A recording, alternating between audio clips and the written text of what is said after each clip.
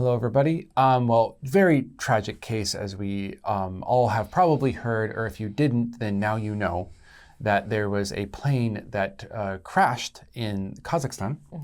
A little over 30 people died, and I think 29 survived. But the plane crash was quite terrible, and people didn't know at first what happened. They're like, why would it go down suddenly? As the crews started to get there, and more cameras were on site, people started to notice quite quickly that there were holes in the plane. Holes that don't get made by anything except some sort of hard substance like metal being projected at high speeds into, or in this case, through something. It was near the rear of the plane, I believe, was a lot of them. But they were like, this is definitely gunfire. Like, what happened? It didn't take too much sleuthing to get this one.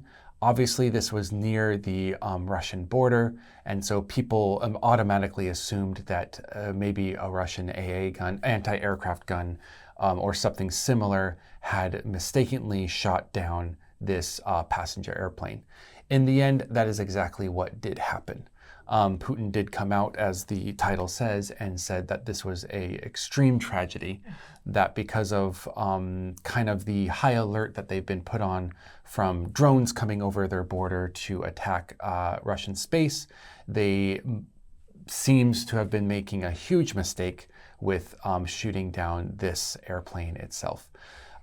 So yeah, it's just a tragedy all the way around. The survivors did talk about how they did hear these sounds while it was happening. There was a video of people and all the air, what are these called? The emergency oxygen masks? Yeah. Falling down and then putting it on. I'm surprised 29 people survived. Yeah, that is a really unbelievable amazing. Part. Like whatever the pilots did, they need to kind of put that out there and be like, hey, here's a good way to survive a fall. I told you how hard it is to crash a plane. Yeah, it's. I mean, even an AA gun is having a hard time. Well, brought it down, of course, but many people thankfully survived, and of course, a huge tragedy for those who weren't able to survive, and the survivors who may not be able to fly ever again from just this trauma.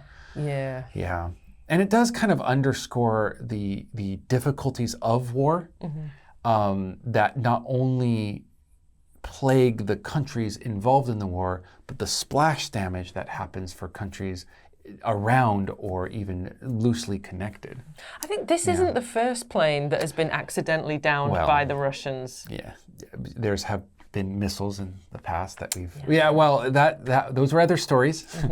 I don't know if Putin was in office at that time. It might have been. I'd have to see, because he'd been here for a long time.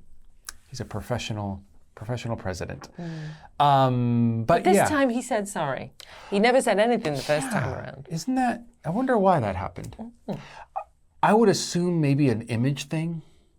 Like, hey, maybe people don't like us so much right now, so maybe we need to be kinder to the people around us. Kind of thing. I'm not sure. He's trying to be. Yeah. Maybe he just really likes Azerbaijan. Maybe, yeah. And also, well, move on. Well, I'm sure the story will develop more and more, so keep a lookout for it. Or maybe you'll hear it here through an ATC one day. But let's go ahead and get to a couple questions. So you're in a plane. Okay. And suddenly, seatbelt on, oxygen mask down. How would you feel if you were on a plane that had to crash land? I mean, absolutely terrified, I mean, once you're going down, the chances of you surviving are very, very low. Yeah. Obviously, the chances of going down are very, very slim. But once you've got the warning, I don't know, just I try to think about all the wonderful things that have happened in my life, try to be grateful, and think about the positives, at least I won't have to worry about my retirement anymore. I won't have to worry about my health anymore. It'll be over quickly.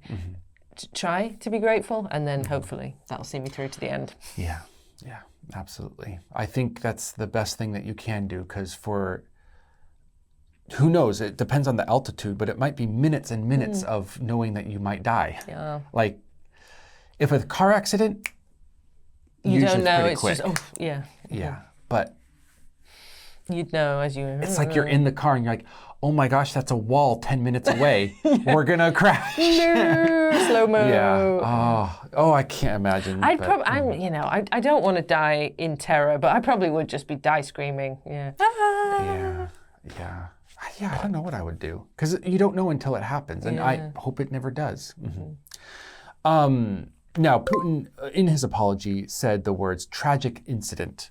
Would you agree with this characterization of this event? It's interesting, he didn't say tragic accident. So he wasn't trying to claim it was just an accident, because it obviously wasn't. They were they fired on that plane thinking it was something else. So it was an incident. There was... Somebody made a mistake. We can't just say, oh, it happened to fall out of the sky. Yeah. So, I don't know. It's about as close to a proper apology and taking responsibility as he's ever been so publicly. Yeah. So, I took it as a good sign. Yeah. So, good job. Take responsibility for your mistakes. Yeah. Gotta do it. It kind of reminds me that if a politician starts out like really bad, like their whole life has just been bad, and they do one slightly okay thing, people are like, wow. But if a politician starts out good and does one slightly bad thing... You're right. I shouldn't be so nice to him. Yeah. We should expect better. We should expect better. I think we should appreciate what has the good of something, whether it's small or big, and then expect maybe that it could be better next time. Sure. On that note, expect the vocabulary down below and get better at it next time. Go ahead and study it and use it in your everyday English, and we'll see you next time. Bye.